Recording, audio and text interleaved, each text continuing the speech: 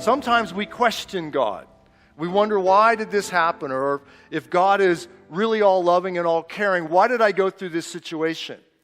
Yet we have to know that God sees again the end from the beginning. Sometimes there is a work at play that we don't fully understand. Take, for example, the Old Testament.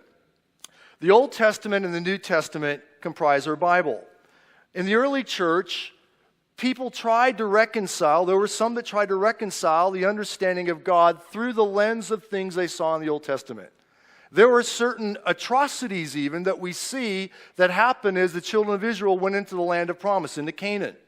And so sometimes that can throw people off. Well, wait a minute, if God is good, why did that happen? Or wait a minute, Pastor, what about Job? If God is so good, why did Job have to go through all that? I can't really give you that answer, but I know this. Jesus is the full manifestation of the Father heart of God and the goodness of God. Jesus said, if you've seen me, you've seen the Father. Everything that Jesus did brought life, hope, and he brought reconciliation to those that felt they were the most marginalized in society. Does this make sense?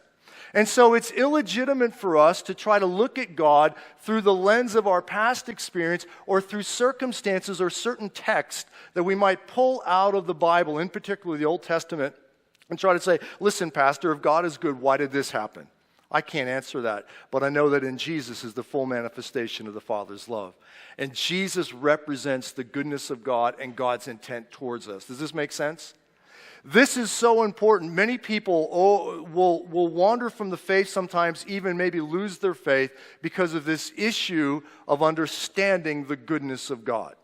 Guaranteed in this life, there will be some circumstance or situation that you'll go through that will maybe cause you to doubt, and the enemy will use it. It'll come at your mind. God is good. The Lord is good. A stronghold in the day of trouble. Your understanding of the goodness and mercy of God will help your mind ward off those lies of the enemy.